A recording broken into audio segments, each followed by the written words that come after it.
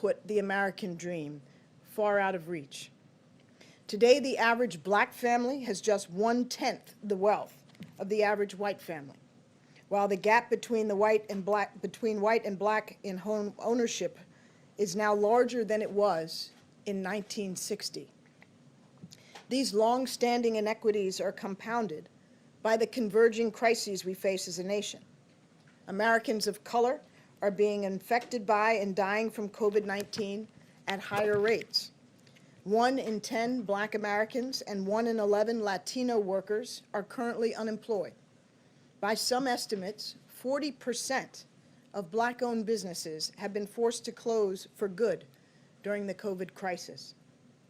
Black and Latino families with children are twice as likely to be experiencing food insecurity during the pandemic as white families. And Black and Latino Americans are 2.8 times more likely to die of COVID-19. And for Native communities across the country, the overlapping economic and health crises have devastated tribal economies and healthcare systems. These are desperate times for so many Americans, and all Americans need urgent federal action to meet this moment. Today, President Biden will deliver a national address on his plans to advance racial justice and equity, starting with an equitable and inclusive recovery. President Biden will renew the federal government's commitment to making the American dream real for families across the nation by taking ambitious steps to redress inequality in our economy and expand opportunity for communities that have been left behind, including communities of color. His economic plans make historic investments in underserved communities and put equity at the heart of our recovery. His ambitious agenda builds on a legacy of Americans forging opportunity out of crisis. These aren't feel-good policies. The evidence is clear. Investing in equity is good for economic growth, and it creates jobs for all Americans. Economists have estimated that the U.S. economy has lost a staggering $16 trillion over the last 20 years because of discrimination against families of color. If we closed racial gaps in income and opportunity, these same economists have estimated we could add $5 trillion to the U.S. economy over the next 5 years and add over 6 million new jobs for all Americans. So building a more equitable economy is essential if Americans are going to compete and thrive in the 21st century. We've hit the ground running to embed equity throughout the administration. On day one, the President signed an executive order directing an unprecedented whole-of-government initiative to embed racial equity across federal policies, programs, and institutions. That starts with a review of policies and institutions to redress systemic racism where it exists and to advance equity where we aren't doing enough. Every agency will place equity at the core of their public engagement, their policy design and program delivery, to ensure that government resources are reaching Americans of color and all marginalized communities, rural, urban, disabled, LGBTQ+, religious minorities, and so many others. The President has put equity at the center of his response to the COVID-19 and economic crises. His executive orders signed last week deliver rent relief, student debt reprieve, and emergency food assistance to families across the country, helping all Americans, including Black and brown families who we know are being hit hardest by this crisis. And he took steps to make our broken immigration system more humane and secure. He restored the integrity of the census so that our constitutionally mandated accounting of every person in the United States is fair and inclusive. And even before taking office, President Biden released his American Rescue Plan that will make historic investments in advancing equity. Independent economists estimate that his plan will cut child poverty in half. Cut child poverty in half for all Americans and reduce overall poverty by 30%. Black American families this year will face a poverty rate of 20% if Congress does not act on the American Rescue Plan. But if enacted, the poverty rate would fall by over 1/3, and it'd fall by 40% for Latino families and by 1/5 for Asian American and Pacific Islander families. The American Rescue Plan also provides critical relief to Native American communities and tribes. These investments will lift over 8 million Black, Latino, and Asian Americans out of poverty and provide relief across sectors where families of color are most disproportionately impacted by this crisis, in food and financial security, healthcare access, and education and child care. Today, President Biden is continuing his commitment to embedding equity at the center of his agenda by signing an additional package of executive actions. The President will sign a memorandum directing the Department of Housing and Urban Development to mitigate racial bias in housing and affirmatively advance our nation's fair housing laws. He will also sign an executive order directing the Department of Justice not to renew any contracts with private prisons. Private prisons profiteer off of federal prisoners and are proven to be, or found to be by the Department of Justice Inspector General, to be less safe for correctional officers and for prisoners. President Biden is committed to reducing mass incarceration while making our communities safer. That starts with ending the federal government's reliance on private prisons. The President will also sign an executive order reinvigorating the commitment of all federal agencies to engage in regular, robust, and meaningful consultation with tribal governments. And the President will sign a memorandum directing all federal agencies to take steps to combat xenophobia and acts of violence against Asian Americans and Pacific Islanders who have been targeted by political leaders in our nation's response to COVID-19. Again, these are continuation of our initial steps to advance racial justice and equity through early executive action. Beyond this, the President is committed to working with Congress to advance equity in our economy, our criminal justice systems, our healthcare systems, and in our schools. As I've said many times in my personal capacity, and I'll say again, I believe we all rise or fall together. Advancing equity is a critical part of healing and of restoring unity in our nation. The President will have more to say about all of this later this afternoon, and I'm happy to take a few of your questions. Peter? Ambassador Rice, thank you. You speak about communities of color right now that are disproportionately impacted by the pandemic, of course. They're also less inclined to have faith in the federal government response to the vaccination process. So what specifically, I'll follow up with others, but what specifically is being done right now for communities of color to convince them it's okay to get this vaccine? Well, Peter, I will leave much of this to my colleague Jeff Zients, who's leading our COVID response, but I think two important points. One, we have established within our COVID task force an effort on equity, and that includes obviously racial equity, that will focus on health disparities, but also on the reality that there are Americans who, and particularly Americans of color, who, for very valid historical reasons, are skeptical and reluctant. And a large part of what our colleagues on the COVID task force are doing, this is the second part, is reaching out directly through targeted campaigns to get to those very communities where the skepticism is highest. And that's vitally important because as communities of color are suffering disproportionately, may have less access to information about the vaccine and the ability to easily go online in some instances and get an appointment, we have to take those additional steps to ensure that they are aware of its availability, they can get appointments, and that they understand that the vaccine is safe. Let me ask you, I have a couple things. One's news of the day, but another one, there's a lot of day one promises right now. Jen does news of the day. Okay, fine. Let me ask you, We'll do the whole thing after that. on February 20th of last year, President Biden said, my first day of office, I'm going to send a bill to the Congress repealing the liability protection for gun manufacturers, closing the background check loopholes, and waiting period.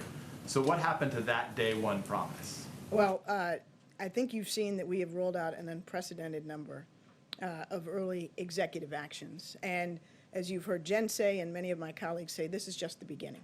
We have 1,454 more days left in President Biden's first term. And so give us a little something to do over the next few days. Cecilia? Thanks, Jen. Thank you, Ambassador. A housekeeping question, if I may, and then a follow-up. Can you speak specifically to what this does as it relates to immigration and immigrants? Does this cover particularly the prisons and private prisons housing immigrants, undocumented immigrants, tens of thousands of whom are facing deportation in privately run prisons right now? This order today applies to the Department of Justice-run prisons. It is not, in this instance, applicable to those run by other agencies. Not ICE, not anything like that. Okay, and then going back to January 6th and what we saw just a few weeks ago at the Capitol, when we saw people roaming that building carrying Confederate flags, wearing anti-Semitic shirts, we saw lawmakers in that group, we saw firefighters in that group, we saw military veterans in that group. What are you doing to address this issue of white nationalism? And how concerned are you about the threat of from some of these groups leading into this impeachment trial in 2 weeks? Well, I think we have seen, and it's been plain for all Americans on their television sets, just how serious a problem we face from nationalists and white supremacists who have demonstrated willingness to resort to violence in some instances. And that is why the president has ordered the intelligence community to compile a comprehensive assessment of the nature of this threat and challenge and its origins and roots, and thus provide policymakers with inputs that will be very important to address this challenge. The National Security Council has set up a capacity within the NSC to focus on domestic violent extremism and to ensure that we are within the White House and within the interagency coordinating efforts to craft and implement policies that will address this. So we're taking it quite seriously. And why doesn't this address the ICE private detentions? It addresses the Department of Justice prisons in the first instance. It's silent on what may or may not transpire with ICE facilities. There was a Department of Justice Inspector General report in 2016 that underscored that private prisons funded by DOJ were less safe, less secure, and arguably less humane. This was the Obama-Biden administration took steps to end renewing of contracts for private prisons. Trump administration reversed that, and we're reestablishing it. Go ahead. And I know we met this morning, but tell us your name again. Mario Parker, Bloomberg News. Thank you, Ambassador Rice. Two questions. The first, what will the administration do to address the relationship between communities of color and police, particularly as part of the mass incarceration component? And then second question, Republican legislatures have signaled that they're going to look to roll back some of the voting procedures from the last election. We know that that's centered in some of those swing states and largely black and brown communities. What's the administration going to do about that as well? Well, with respect to prisons, policing, the entire basket of very important criminal justice reform issues, this is something that we are committed to addressing, and we will have more to say on criminal justice in the coming weeks, including on matters related to policing. So please stay tuned for that. With respect to efforts to roll back the access to the ballot, this is something that I expect that the president will address in his remarks today. It's a matter of real concern because we ought to be in the business of encouraging and enabling all Americans who are eligible to vote to be able to vote. And that's why we will continue to work with Congress on its various efforts to advance democratic reforms.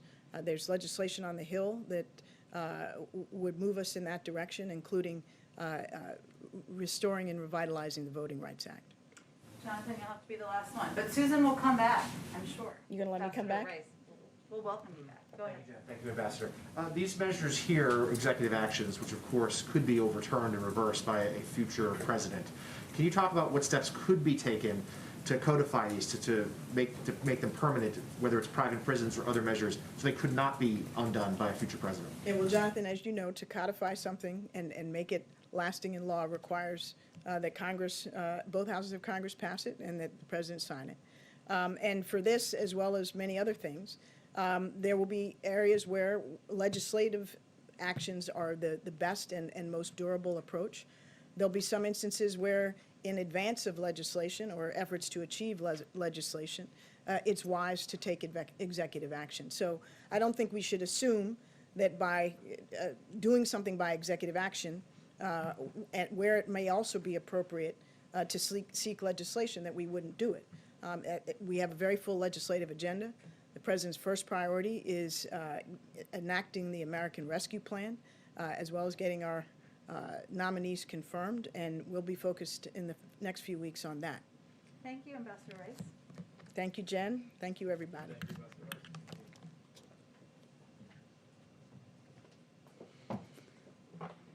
Okay, just a couple more things at the top, and then be happy to take your questions.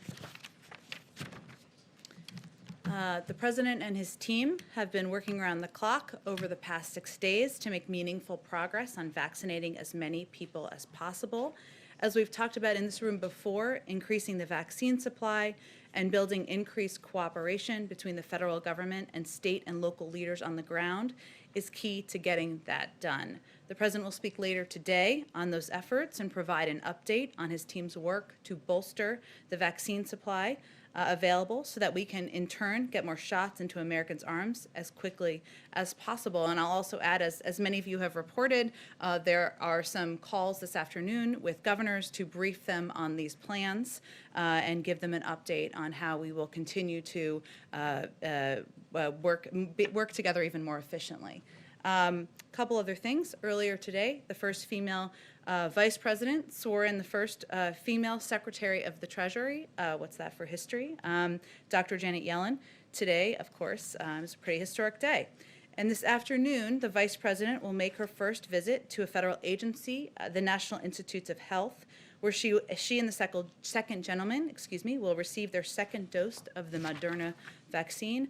The Vice President will thank Director Collins, Dr. Fauci, and the staff of the NIH for their work to develop the vaccine and efforts to keep Americans safe. She will also make the case that Congress needs to immediately pass the American Rescue Plan, which includes $20 billion to invest in local community vaccine distribution centers in the hardest hit areas.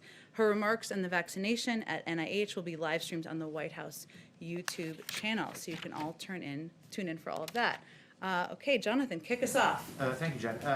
First, on the response to the pandemic, two matters there. First, could you give us provide us a little more details to how much more of the vaccine is going to be distributed and how quickly to these states? We've heard governors sound the alarm that they are desperately low on what they need. And then could you talk about, has CDC considered, and would the White House support a measure for testing for all passengers on U.S. domestic flights? Well, Jonathan, on the first part of our effort is certainly to ensure we are more effectively and efficiently working with governors and local officials who have expressed some frustration in recent weeks about the lack of information and the lack of a federal plan. We've only been here 6 days, but we want to take steps as quickly as possible to address that. And part of that will be what the president updates us all on this afternoon. And I would be a very short-lived press secretary if I got ahead of the president. And we're having so much fun in here, so you don't want that to happen. On the second question on testing, we're constantly evaluating, of course, our medical and health experts, steps that need to be taken to keep the American people safe. We announced some travel restrictions, as you know, yesterday. I don't have any additional restrictions to preview or announce for all of you. I will remind you that tomorrow is the first day of our briefings that will be happening approximately 3 times a week that you can all tune in and learn more from our health experts on our plans. And on another matter, on impeachment, the president yesterday in an interview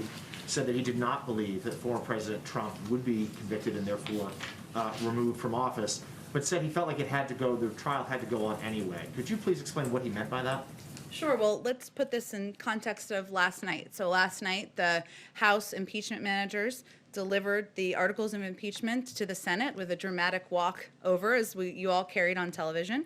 The president was referencing a fact that he referenced in his statement just a couple of weeks ago when the House passed the articles of impeachment themselves, which is that now it, of course, will move on to the Senate. As he also said at the time, he hopes, and I'll quote him here, the Senate leadership will find a way to deal with their constitutional responsibilities on impeachment while also working on the other urgent business of the nation. He still continues to feel that way. So last night they delivered the articles. The next step, as you all have reported and people watching at home know, is for the Senate to proceed with their trial.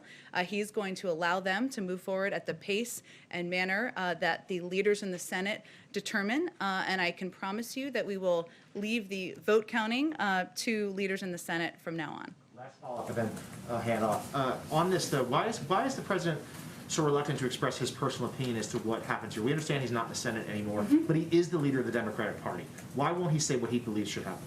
Well, the president believes that the Senate has the constitutional duty to proceed as they see fit on holding the former president accountable. He spent 36 years in the Senate. He's no longer there. As the president of the United States, he feels his role is to deliver on what he promised for the American people. So that's what he's trying to do every day. Go ahead, Peter. Just a little housekeeping as it relates to what's going on in the Senate right now. When is the last time that President Biden spoke to Leader McConnell? He has spoken with Leader McConnell, as he said. It's spoken with him a couple of times, but I'm not going to. I'm not going to read out specific calls to all of you on the pace or number of their phone calls. I guess the question is, this is someone who has always said, the president, that his strong suit is the ability to work with both sides of the aisle, and he criticized the previous administration for not bringing lawmakers here on COVID relief to sit down in the Oval Office. So why not say to Democrats and Republicans, come to the White House right now, let's hash this out, and let's get it done? Well, I know that would make for excellent television and quite a dramatic moment here at the White House, but he is in close touch, as our team is, members of our senior team, as you know, Brian Deese, a number of senior officials here at the White House, speaking with different caucuses in Congress, Republicans, Democrats, people from different wings of different parties about our plans and our commitment to getting the COVID package passed. But our view is that a lot of those conversations should happen one-on-one, should happen in small groups, and that's the most productive way to move this bill forward. Let me ask you if I can. There seemed to be a little bit of disagreement in terms of the way both Dr. Fauci and President Biden viewed herd immunity and when we get out of this pandemic right now. We heard the president yesterday say, I feel confident that by summer we're going to be well on our way towards herd immunity. Dr. Fauci said that he thought this would likely occur where we were closer to being back to normal by this fall. Just so it's clear for Americans what the administration is promising or telling them, when should we expect that takes place? Well, the president is certainly pushing his team every day to deliver results as quickly as possible. So as part of his comments yesterday, he also talked about his desire to ensure there's greater availability in the spring, and certainly his hope that every American will, that more Americans will have access as quickly as possible. But he has also said many times it will take months and months for a broad swath of the population to be vaccinated. And as always, he's guided, as we all are, by scientists and medical experts, and certainly Dr. Fauci's guidelines of when we can expect for a broad swath of the population to be vaccinated. For specificity on the vaccine stockpile yesterday, you didn't have a specific number. CDC Director Rochelle Walensky didn't as well. What is the stockpile right now? Where do we stand at this moment? Well, the president is going to have more of an update later this afternoon, as I previewed earlier. Do we know the answer, I guess? Do we have our hands around that? Well, certainly there is we monitor updates on a daily basis through Tiberius and multiple systems that have available information on vaccine numbers that are distributed to states, what states have received, what they have distributed, and we've been connecting all the dots to ensure we have our best understanding of where the holdups are. And we, of course, have that assessment, but we're continuing to dig in every day on what the issues are. Why isn't the vaccine getting out to states? What is the holdup with vaccinators? Why aren't there more vaccine sites that are getting the supply they need? But later this afternoon, he'll have more of an update on our additional vaccine supply that we'll make available to states. Go ahead, Peter. Thank you, It's a Jen. Peter row up here. Pete and Pete, or Pete and repeat, I guess. So the jokes could go on. Thank Go you. ahead. Yeah, let's do that. So there are some reports that FEMA is now planning to reroute up to $10 billion in money that could be used to combat COVID-19 right now, to preemptively combat climate change by building seawalls and elevating flood-prone homes. And I'm curious if there has been any thought given to waiting until COVID is behind us to do that. Peter, I had not actually seen that report before we came out here. As you know, and I'll just repeat, the president's first priority is getting the pandemic under control and doing everything needed, putting all of the necessary resources behind that. But I'm happy to circle back with our team on that specific report. And another question, the president says that he hopes that the Senate leadership can continue, can do the Senate impeachment trial while working on the people's business. What if they can't?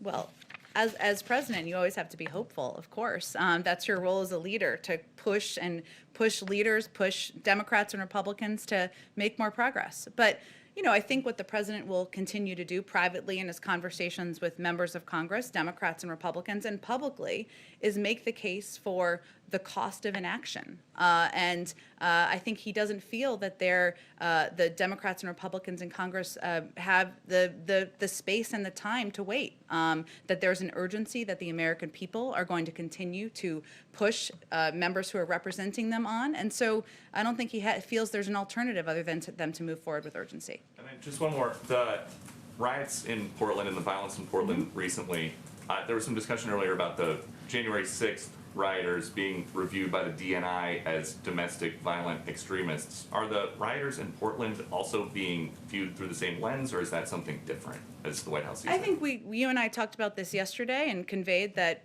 all violence happening around the country will be reviewed as a part of the tasking that was done by the national security team. But I don't have anything to preview on it. Cecilia, go Thanks, ahead. Jen. On COVID relief, we've heard Republicans come out in opposition in broad brushstrokes at this point, but in terms of the conversations that Brandeis is having, or the president for that matter, or anyone on your team, has any Republican come forward to give you an alternative? What is happening with these negotiations? What are they telling you that they want? To go? To stay? What's the without you negotiating from here, but what alternatives are they giving you? Well, Cecilia, you have the benefit of having covered Congress for quite some time, and you know none of them are quiet about what they like and don't like, and they often say it publicly. So the president and members of our team are hearing many of the same, expressions of support, and sometimes expressions of questions about whether the package needs to be the same size, whether it's targeted, whether it should be targeted in this way. Those are the same questions that they are hearing privately. And but what the president is also hearing privately, and what members of our team are also hearing privately, is that they expect him to be focused on this package, and they will be as well. And they hear and understand the urgency. And as you know from covering this for quite some time yourself, oftentimes things come together right before there's a vote, right? The president kind of alluded to this yesterday, but we feel democracy is working how it should. He laid out his big package, his big vision of what it should look like, and people are giving their feedback, and he's happy to have those discussions and fully expects it's not going to look exactly the same on the other end. And on the stockpile assessment, I want to flip the answer that you've been giving, saying that it's 5 days or 6 days. Give us some time to catch up with this. I understand that. On the inverse, it's been 6 days. Mm-hmm. Why don't we know exactly what is in this stockpile? What have been the hurdles, the biggest hurdles in getting that answer? Slawi, you probably heard this yesterday, defended the program Operation Warp Speed, saying that the results were exceptional. So why is it taking so long? I'm not 6 days in. six days in. Well, 6 days in, the president is also giving an update on steps we're going to take to provide more vaccine supply to states across the country. In response to their concern, there has not been a federal plan in place, and that they haven't received the coordination, cooperation, and information they desired. So in my view, that's a pretty rapid response to states' concerns. We do have an assessment. As I referenced Tiberius, which is quite a name for this website, I will say. Sounds like a magical creature a little bit to me, but it provides vaccine information, publicly available information on vaccine supply that's gone to states and what's been used. it doesn't mean it's perfect. Oftentimes it isn't. But our concerns and our focus is not just on the supply. That's part of the issue. It is also about ensuring that states have the number of vaccinators they need. So that means people who are literally taking the shots and qualified to put them in the arms of Americans. And some states and some communities don't have people who are able to do that. And vaccine centers and places where people can go and receive the vaccine. So there's multiple steps in this process, and our focus is on ensuring not just the supply is at the rate it needs to be, and that states have more advance notice. This is one of the things governors will tell you and have told us, that it is very difficult for them when they find out a day before, a couple days before, that they're going to run out of supply or when a next supply shipment is coming. They want more time. That's something we're also working on. So those are all pieces that are part of this Herculean operational task that our team has undertaken. Go ahead, Mario. Thanks, Jen. Senator Schumer last night said that he wants President Biden to consider declaring climate change a national emergency to give him power similar to what his predecessor, President Trump, did with the wall. Is that something that the president is considering? Well, the president has long said it is one of the 4 crises that he believes are central to the presidency and central to his time as the commander-in-chief and the president of the United States, addressing the threat of climate. So he is not only taken actions, executive orders, taken actions that fall under the purview of the president, but also he has pushed to find ways to work with Congress on taking additional steps moving forward too. There'll be more we have to share on our efforts on climate in the days ahead, but I don't think Leader Schumer has any doubt about the president's commitment to this, and certainly the fact that he has called it a crisis. He's said it is central to the issues he wants to take on in his presidency, speaks to his commitment to the issue. Go ahead. So 2 more questions to bring it back just to COVID response for a second. So first, one of the questions that's come up is how much money is needed exactly to respond to the emergency that we're in? Is it 1.9 trillion? Is it some other figure? Do you have an assessment just of how much money is left from Congress's last allocation towards these issues? How much is left to spend? Well, as Brian Deese, the NEC director, Brian Deese, said last week, the problem with focusing on the $900 billion package as the answer to our current problem now is catching up for what had not been done for the prior 6 months. So what we're really focused on now is what is needed for immediately now, of course, but also in the months ahead. And as I was alluding to a little bit earlier, the way the president thinks about this is what the cost of inaction is. So if you look ahead, it's critical, and I talked about this a little bit yesterday, that we don't get anywhere near the March cliff, which would mean the end of eviction and foreclosure moratoriums, the end of $300 additional UI assistance, the end of PPP loan applications for small businesses. And as you all know from covering what's happening in the country, people need security. And what we're trying to do now is provide that. So this package was designed not with a number in mind. We weren't trying to get a shock value, sticker value. The president relied on the advice of economists, of health experts, and others who recommended this is the size and the components that are needed now, not just to distribute the vaccine, but to provide certainty and a bridge to the American people to get to the other side. So, But do you have a number right now for how much is, for vaccine distribution alone, how much you have to spend as compared to what you've asked for? I'm happy to check with our team on that, but I will say that what we're looking ahead to is where are we in a couple of weeks and where are we in 2 months? And no one wants to be having a conversation in May about why our schools aren't open and why millions of people have been kicked off of unemployment insurance. So part of our role here is to look ahead, and that's exactly what we're trying to do with this package. And so one other issue. The President Trump signed an executive order restricting exports of vaccines that are manufactured within the United States. That order is still in effect. First of all, what is your assessment of exactly whether drug manufacturers are able to send these vaccines overseas? Can they do that under current law?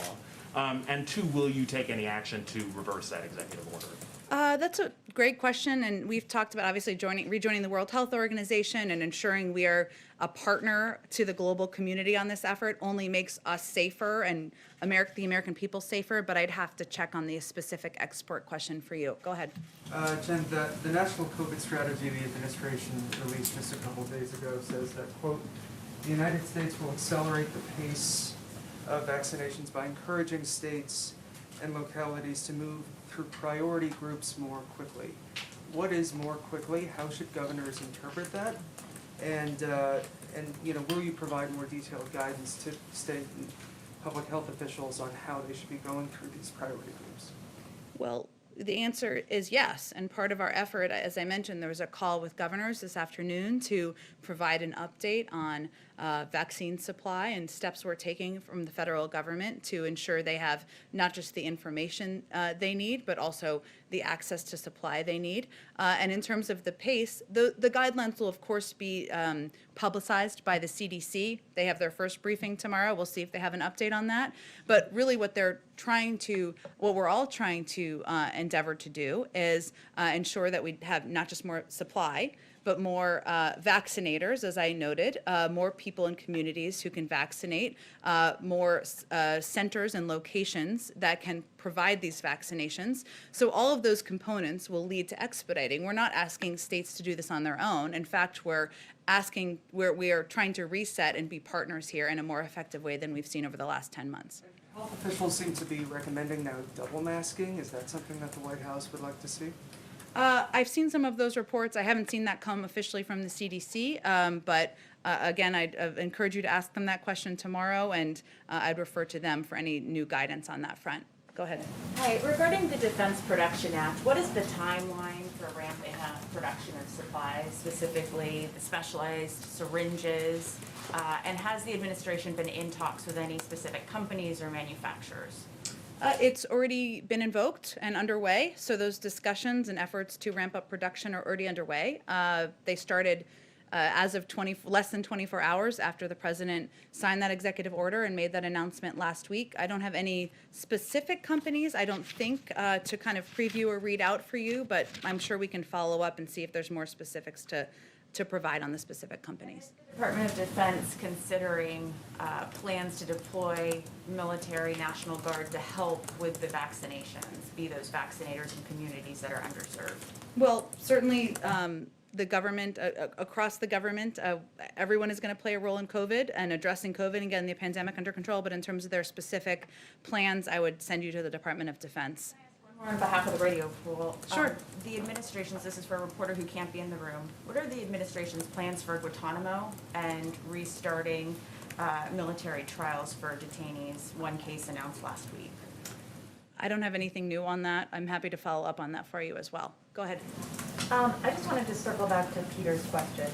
So Dr. Fauci on Fox today went back to quoting that 100 million doses in 100 days number. So did the president misspeak when he said the new goal is 150 million shots in 100 days yesterday? Or was he operating under some new update that he got? The president didn't actually say the new goal is. The president said, I hope we can do even more than that. And that is certainly, of course, his hope. He is continuing to push our team to get as many Americans vaccinated as quickly as possible. That's why we set the bold goal of 100 million shots in the arms of Americans in 100 days to begin with. I would just remind everyone, this has literally never been done before. And as what he has asked the team to do and what the team is focused on doing is also planning for contingencies. I mean, we're at war with the virus, so in a wartime theme here, there are a lot of things you plan for, including trucks breaking down, freezers breaking, needing to plan for that, not having vaccinators in a location to be able to put the syringes in people's arms. The 100 million number, though, would be a more accurate number to be cited. That's the number we set based on the recommendations of health and medical experts, continues to be our goal. But does he want to beat that goal? Of course he does. Of course he does. But again, it is a goal that was set with contingencies we need to plan for in mind, and he's going to continue to push the team to meet that goal and go beyond it. Other question ahead. that I wanted to ask the ambassador, but I didn't get a chance to, which is in terms of the racial equity goals. Does the White House support overturning Small Business Administration language that prohibits people with records from accessing PPP relief? It's something that on the Hill has in support of Portland and Cardin. I know I had talked a little bit with our economic team about this issue earlier, but I'll have to circle back with you on it. It's a good question. We'll bring Ambassador Rice back, but we'll circle back with you on this today. Yumish, go ahead in the back. Hi, I have a couple questions. First is, David Kessler said that most Americans would not be vaccinated until the third or fourth quarter of this year. He said that last week. President Biden spoke and said that we could possibly have herd immunity as early as this summer. That's the difference of a couple months. I'm wondering if you could reconcile the difference there and talk a little bit more about when herd immunity and most Americans will be able to be vaccinated.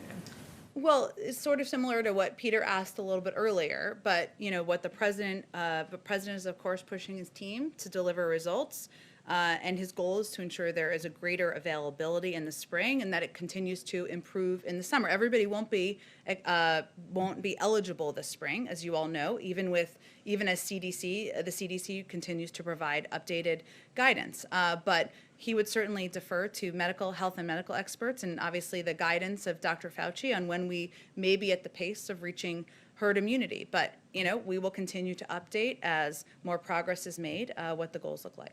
Following up on that, in terms of data collection, it's my understanding that something like 50% of the vaccinations are coming in without racial data. Is that accurate, or is there something else there? I'm wondering how you'll measure success in vaccinating people of color and vulnerable communities if you don't have the data on who's getting vaccinated. And will we seeing kind of mobile outlooks, mobile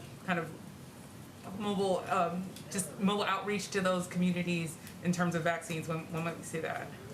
Yes, absolutely. That will be part of it, but also part of it will be working with pharmacies and working with health centers in communities so that communities across the country, rural communities, communities of color, have easier access to know where they can go and get a vaccine. But this is going to be hard, and we are not trying to sugarcoat that, and it will be very challenging. This is why everybody who comes and speaks about COVID talks about the challenge of vaccine hesitancy and how we're going to overcome that. And it won't just be about having centers. It will also be about overcoming a lot of these contingencies I've mentioned that we have to plan for, about more effectively communicating with people about the safety of the vaccine and really being thoughtful about who we're using to communicate. So it is going to take a multifaceted approach, and we are open-eyed about the challenge. Data part of that question, is it accurate that there's very little racial data, or at least less than 50% of racial data coming in on vaccinations? I would refer you to the CDC, and I know they'll have their first briefing tomorrow, and that sounds like a great question to ask them. Susan Rice, she couldn't take all the questions, so maybe I'll ask you the question I was going to ask her, which is, we've seen after January 6th, there is obviously this issue of white supremacy and racism coursing through our country. What's the biggest challenge when you think of equity in this country, and how do you measure success for something like that, especially when we think of all of the different ways that our country is dealing with it? I know these EOs are about housing and about criminal justice, but can you talk a little bit about how you're going to measure success and what the federal government's role is on something so big as inequality and racism? Well, I think what Ambassador Rice was conveying to all of you, and obviously what the president will sign later this afternoon, is an executive order that makes racial equity and addressing racial equity a priority across the government. And how the president talks about this is that far too often we think of racial issues that are in the racial equity bucket, shall we say, are only related to a couple of categories, and that's just not accurate.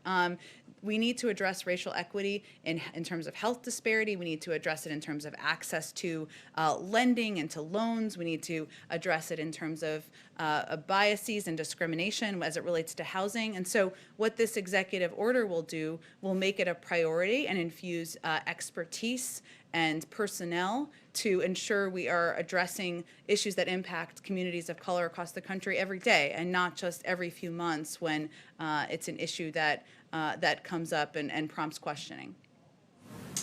Go ahead in the back. Thank you, Jen, and thank you for making sure that everybody gets the opportunity to ask questions. I really appreciate that. I've got one on housekeeping real quick, and then I've got a domestic and a foreign policy question. So you got some beautiful screens behind you. Your predecessors have rejected multiple requests to bring back the Skype seat to the daily briefings for the benefit of reporters who are trying to stay safe during the pandemic by working remotely. Would you consider bringing back the Skype seat? We would. I will say, people don't usually realize this, but there's normally about 60 people in this room. I think that's the right number. That's certainly something we would be happy to have in this room. And I think all of you would too, because you're asking questions on behalf of your colleagues. But we also, we rely on the advice of our health and medical experts on what's safe, not just for us, but for all of you. And having everybody sit seat by seat wouldn't be safe. I know that's not what you're asking, but we'd certainly be open to taking questions via Skype.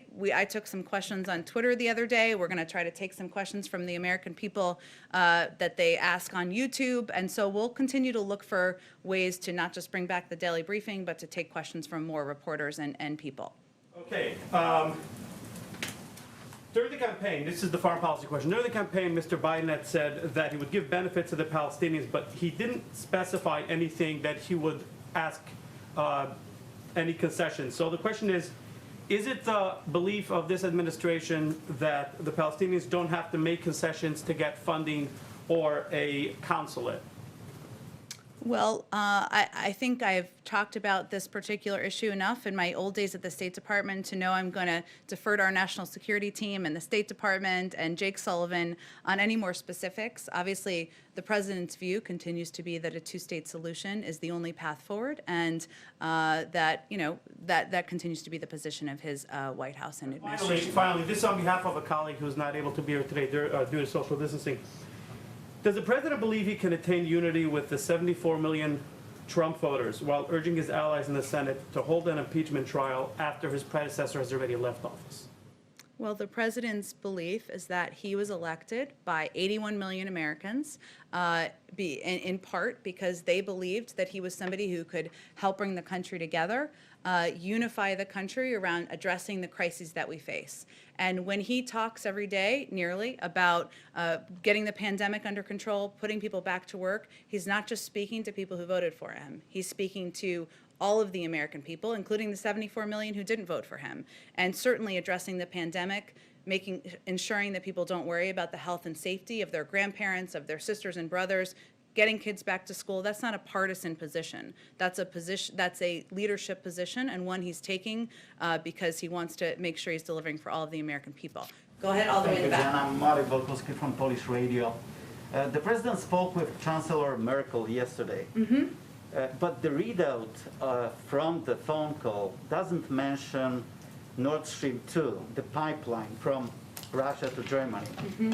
Have they discussed this particular project, and what's President Biden's position on Nord Stream 2? Is he determined to use all the tools he has, like sanctions, to stop the project? Well, I don't have any more for you on the particular readout, but I can convey that we continue to believe, the president continues to believe, that Nord Stream 2 is a bad deal for Europe.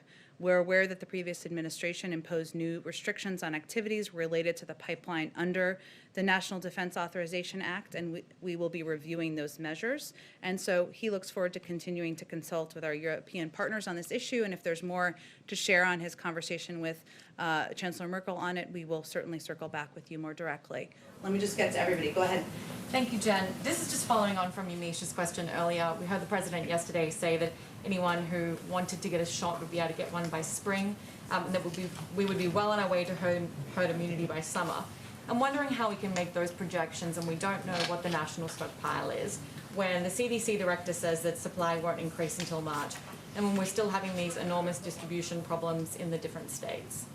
Well, let me first start by saying, as I started the briefing conveying, the president will have more to say on our vaccine supply and also assistance and cooperation that we will be doing with the states later this afternoon. So we'll have an update on that. And as I also noted, we do have a sense. There is Tiberius, my favorite word of the day, a website that has available information on not just the vaccine that is available in states, but what has been distributed. So what I was conveying, and I think what a number of our medical and health experts have been conveying, is that we've been here for now 6 days. I'll at a certain point stop saying that, but less than a week is not that long a period of time. We are assessing every day where the holes are, where the gaps are, what the holdups are. It's not just supply, it is beyond that. It's also having the number of vaccinators we need, the number of vaccine distribution sites we need. Those are all issues, if you talk to any governor, that they will say are challenges to getting the vaccine in the arms of the American people. And what the president's goal is ensuring that there's greater availability in the spring. He will push his team. He pushes his team on COVID and updates on it, even when it's a meeting about other issues. This is his focus every single day. But the fact is, every American is not going to be eligible this spring. We're going to continue to increase supply. That's part of it. And he has said many, many times it's going to take months and months for a broad swath of the population to be vaccinated. But he would, if he were standing here today, one, he'd be a lot taller than me, but he would say he will defer to health and medical experts to give their assessments on when we can reach the point of herd immunity. Peter, go ahead. There is a report now that the chief financial officer of Florida has sent a letter to the International Olympic Committee that Florida would like to host the Olympics if Japan next year is uncomfortable because of the pandemic. Is a Florida Olympics in 2021 something you can see the White House supporting? Wow, well, that's a lot of steps that need to take place. And I don't know the entire process of the Olympics, but I would certainly send you to the U.S. Olympic Committee and the International Olympic Committee first on what their assessment of that offer is, and certainly, of course, what their assessment is of Japan's preparedness for the Olympics. Go ahead right here. Jen, on contingencies, if these COVID vaccines need to be tweaked or changed because of these emerging variants, how is that going to complicate your rollout effort? Well, Dr. Fauci spoke to this a little bit last week, and I expect this will be one of the lines of questioning with our health and medical experts when they have their first briefing tomorrow. And they have spoken to both assessments that have been made about the efficacy of the vaccine, even with the new variants, and how they are evaluating what the efficacy will be moving forward. This is something that they will continue to look at through a medical and health lens. So I don't think I'm going to have a new update or assessment for you from here, but it's something they're looking closely at, and the president will continue to encourage them to be as honest and straightforward with the American people as possible. Just one unrelated question. One of the President Trump's last acts was to grant protective status to Venezuelans who are in the United States. Mm-hmm. I believe that still stands. Can you give us an update on your position on that? Sure, let me see. Let's see. Well, the overriding goal of the United States is to support a peaceful democratic transition in Venezuela through free and fair elections. He has long been clear, the president that is, that his administration's approach to Venezuela will focus on addressing the humanitarian situation, providing support to the Venezuelan people, and reinvigorating multilateral diplomacy to press for a democratic outcome and pursue individuals involved in corruption, human rights abuses, and pursue individuals involved with that. I don't have anything more for you on the status of temporary protected status. That was a mouthful. I will, of course, our national security team is doing a review of all of the positions and put in place by the Trump administration, and we'll provide an update when we have one. Go ahead. One more question. Ambassador Rice outlined all of the disparities when it comes to Americans of color being infected and dying from COVID at higher rates. Does the White House fault the policies of the previous administration for creating those disparities that we're seeing? Well, health disparities in communities of color existed long before the Trump administration took office, and I think that's a statement of fact. But what did not happen was actions put in place to ensure greater accessibility to communities of color for healthcare, greater communications and public campaign about how communities of color could gain access to healthcare and treatments, and certainly the actions taken by the prior administration to for all intensive purposes, destroy the Affordable Care Act didn't help any American and certainly didn't help communities of color. So the vaccine, as you all know, has only, we did not have the scientific and medical breakthrough until late last year. And now it's incumbent upon this administration, the Biden-Harris administration, to ensure that we are taking steps to increase access, but also to communicate more effectively with communities of color about the vaccine and the efficacy of it.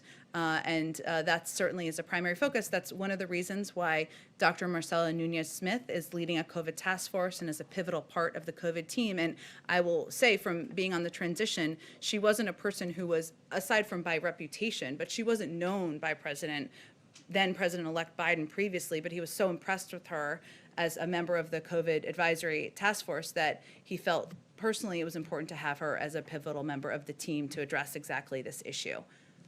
Okay, go ahead. Yeah. Last one, says Jonathan. Thank you very much. If I can ask a follow-up, I'd appreciate it. The Trump administration granted waivers to Arkansas and other states to require work for some Medicaid recipients. That was challenged in the court. The court struck it down. The Trump administration pushed it to the Supreme Court. It's pending there. Does the Biden administration support these waivers, oppose them? Are they going to argue for it, against it? What's the position of the administration? Well, I would certainly send you to our Department of Justice, my Department of Justice colleagues, to speak to anything related to a legal case. I will say that President Biden does not believe as a principle it should be difficult for people to gain access to health care, and he's not been supportive in the past and is not today of putting additional restrictions in place, and he's spoken about that publicly too. And then if I could follow up, yesterday former President Trump endorsed Sarah Huckabee Sanders for governor of Arkansas in 2022. Where does President Biden stand on that particular race, and how high is this on his list of priorities? Wow, how high is the Arkansas Republican gubernatorial primary on the president's list of priorities? Not high. I can confirm for you, I'm not running for governor of Connecticut in the future, so I'm here to confirm that for you as well. I don't expect he will get involved in this race, but also politics is not front and center for his mind in general at this point in time. He's focused on getting the pandemic under control. Okay. Jen, who leads the governor's call today, just for clarity? Who's leading the governor's call today? Who's leading the governor's? The president won't be on it, so who is leading? Jeff Zients will be one of the health officials, or one of the, I should say, policy officials who's on the call today. There may be others, but he's one of the primary leaders of the call. Governors obviously I participate. believe so, yes, exactly. Okay, last one, I'm breaking Jonathan's rule, but since you're new here. The President Biden has spoken to President Putin. Can you give us an update on the nature of their call? What came up? Well, the call, I can confirm for you, the call was scheduled. The call has happened, I believe, since I have come out here, so we will, of course, be putting a readout of the call out, but since you gave me the opportunity, I will just convey to you that he called President Putin this afternoon with the intention of discussing our willingness to extend New START for 5 years, and also to reaffirm our strong support for Ukraine's sovereignty in the face of Russia's ongoing aggression, and also to raise matters of concern, including the SolarWinds hack, reports of Russia placing bounties on United States soldiers in Afghanistan, interference in the 2020 election, the poisoning of Alexei Navalny, and treatment of peaceful protesters by Russian security forces. His intention was also to make clear that the United States will act firmly in defense of our national interests in response to malign actions by Russia. But we'll have a readout for you, I assume sometime early this afternoon. Thanks, everyone. Thank you, Jen. Mario, thank you.